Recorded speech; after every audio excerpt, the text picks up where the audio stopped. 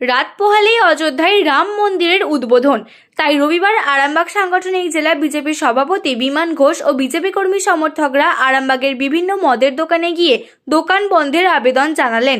বিমান ঘোষ বলেন, দীর্ঘ 500 বছরের অপেক্ষার পর সোমবার রাম মন্দিরে রামলালার প্রাণ প্রতিষ্ঠা হবে। তাই আমরা বেরিয়েছি। আরামবাগে যেসব মদের দোকানগুলো আছে তাদেরকে আমি অনুরোধ করেছি যাতে দোকান বন্ধ রাখে। যদিও এই নিয়ে কটাক্ষ করতে ছাড়েননি তৃণমূলের আরামবাগ সাংগঠনিক জেলার চেয়ারম্যান স্বপন নন্দী। তিনি বলেন, ভূতের মুখে রাম রাম, ওদের মিটিং মিছিল হলে মদের দোকানে লাইন দেখা যায়। ওনাদের শুভবুদ্ধির উদয় হয়েছে। প্রত্যেকটা স্টেটে বন্ধ আছে। একটা দিন যদি আপনার মনে হয় যে কালকে সনাতনী ধর্মের মানুষের কাছে একটা আনন্দ উচ্ছ্বাসের দিন, সেই জন্য কালকে আমরা নিরামিষ খাবার এবং এই যে চূড়া, এই দোকানগুলি বন্ধ রাখে, আমাদের কালচারটা ভালো থাকবে। কালকে দিনটাও আশা করি ভালোভাবে আমরা সবাই মিলে পালন করতে পারি, এটা আপনার কাছে অনুরোধ। ঠিক আছে, এবার আপনি দেখুন, চিন্তাভাবনা করুন। আশা করি আপনি আমাদের অনুরোধ করবেন না। দেখুন, আপনি এটা আপনার ব্যাপার। আমি আপনাকে আপনি কথা বলুন, আপনি এখানে আছেন, তার সাথে কথা বলুন। গভর্নমেন্টের ব্যাপার না, দেখুন আপনি ইচ্ছা করলে বন্ধ রাখতে পারবেন, এটা আপনি কথা বলুন। আপনার যেখানে কথা আপনার যেখানে কথা বলবেন সেটা কথা বলুন, এটা আমাদের অনুরোধ। আজকে ভালো মানে আজকে পশ্চিমবঙ্গ ছাড়া সব স্টেটে করা হয়েছে, বন্ধ করা হয়েছে। এই অনুরোধ নিয়ে আপনার কাছে এসেছি, এটা জানানোর জন্য। এবার আপনার উপর বিষয়, এটাতে কোনো রকম কোনো জোর জবরদস্তি নেই, কিচ্ছু বলার নেই। আমি জাস্ট আপনাকে আহ্বান জানাতে এসেছি, আপনি যদি কাল আপনার সপ্তাহে একদিনের জন্য বন্ধ রাখেন তাহলে ভালো। ঠিক আছে, নমস্কার। কেন এসেছিল একটু বলেন। বিমানবাবু এসেছিলেন করতে, কালকে ওই যে রাম মন্দির উদ্বোধন আছে না, ওই জন্য উনি অনুরোধ করতে এসেছিলেন যে দোকানটা বন্ধ রাখার জন্য, মদের দোকান বন্ধ রাখার জন্য। কিন্তু এটাতে আমাদের কিছু করার নেই, এটা গভর্নমেন্টের সব তো, গভর্নমেন্টের অফিসাররা যা সিদ্ধান্ত নেবেন তাই হবে। আমি ওনাকে বললাম, দেখছি আমরা কথা বলি। কী নাম আপনার? আমার নাম সুভাষিস সরকার। কিসের দোকান এটা? এটা ফরেন লিগারের দোকান। এটা কোন জায়গা? এটা আরামবাগ হাসপাতাল মোড়। জন্য বেরিয়েছেন যদি একটু বলেন। দেখুন, আপনারা জানেন যে আগামীকাল দীর্ঘ 500 বছরের যে অপেক্ষা করেছিলাম আমরা, সে অপেক্ষার শেষ হয়েছে। আগামীকাল অযোধ্যায় রামলালার প্রাণ প্রতিষ্ঠা আছে। সারা ভারতবর্ষ জুড়ে বা ভারতবর্ষের বাইরে যেখানে সনাতনী হিন্দুরা বসবাস করে, কালকের দিনটা আনন্দ উচ্ছ্বাস আবেগের সঙ্গে আমরা সবাই পালন করি। সেই জন্য আমাদের আরামবাগ সাংগঠনিক জেলাতেও বিভিন্ন জায়গায় আনাচে কানাচে সব জায়গায় এই অনুষ্ঠান যে যার মতো করে সেবা কাজ, পুজো, যজ্ঞ করে পালন করব।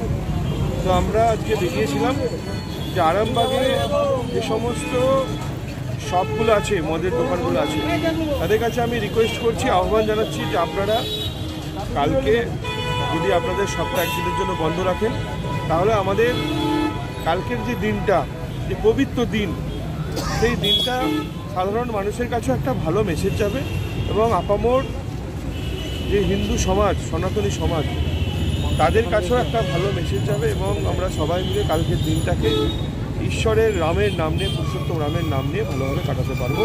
সেই জন্য আমি আরামবাগের বিভিন্ন যে শপ আছে, মদের দোকান আছে, সেই উৎসবের জন্য বেরিয়েছি, দোকানে দোকানে বলবো। কেমন সাড়া পেলেন? ব্যবসায়ীরা কেমন সাড়া দিয়েছি? ওনারা বলেছেন ঠিক আছে। ওনারাও তো কোথাও না কোথাও একটা জায়গাতে বাধা আছে। এটা তো আমাদের বলার কথা নয়, এটা তো রাজ্য সরকারের করা উচিত ছিল। রাজ্য সরকার এখন প্রতিহিংসার খেলায় মেতে উঠেছে। এইখানেও রাজনীতি ঢোকানোর চেষ্টা করছে, যেটা রাজনীতি হওয়ার কথাই নয়, যেটা ঈশ্বরের নাম নিয়েও রাজনীতি করার চেষ্টা করছে। রাজ্য সরকার যদি স্বেচ্ছায় এগুলো করতো তাহলে আমাদের এরকম করে বেরোতে হতো না, কালকের দিন ছুটি ঘোষণা হতো এবং এইসব সব বন্ধ থাকতো, যেটা অন্য স্টেটে আছে। আমাদের দুর্ভাগ্য এরকম একটা রাজ্য সরকারের আমলে আমরা বসবাস করছি। কালকে সারাদিন ধরে আরামবাগে বড় কার্যক্রম আছে, 10 ঘন্টা গীতাপাঠ, যজ্ঞ এবং হাজার হাজার মানুষকে এখানে প্রসাদ খাওয়ানোর ব্যবস্থা এবং বিভিন্ন প্রত্যেকটা গ্রামে যে সমস্ত মন্দির আছে সেই মন্দিরে অ্যাটলিস্ট পুজো এবং পায়েস ভোগ বিতরণ সব গ্রামে, যত গ্রাম আছে আরামবাগ লোকসভায়। এবং বেশ অন্তত ধরে রাখুন আপনি 60 থেকে 70টা পয়েন্টে বড় বড় করে পুজোর ব্যবস্থা করা হয়েছে এবং সেখানে প্রসাদ বিতরণ হবে, যজ্ঞ হবে, হোম হবে, পূজা হবে। তো কালকের দিন আমরা খুব আনন্দ উৎসবের সঙ্গে এবং খুব ভালোভাবে কাটাবো। আরে ভূতের মুখে রাম নাম, ওদের মিটিং মিছিল হলে আপনার মদের দোকানের লাইন দেখেন।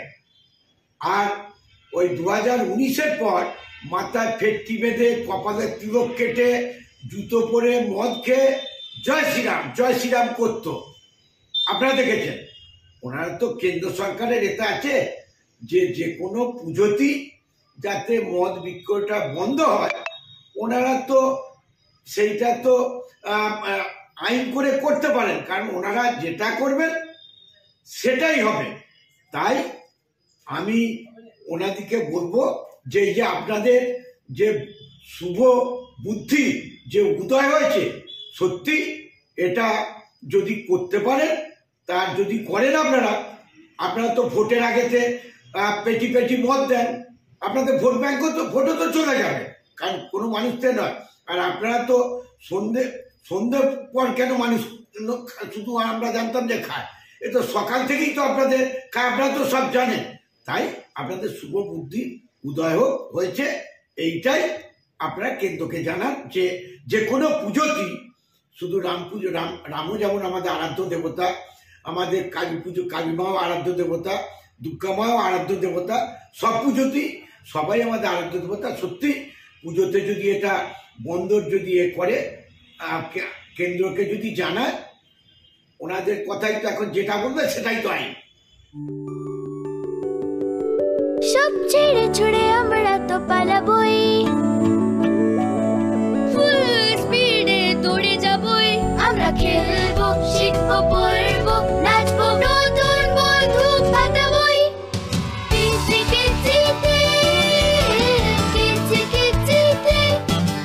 বাচ্চাদের কিডজি থেকে দূরে রাখা অসম্ভব। কিডজি, ইন্ডিয়ার ফেভারিট প্রি স্কুল।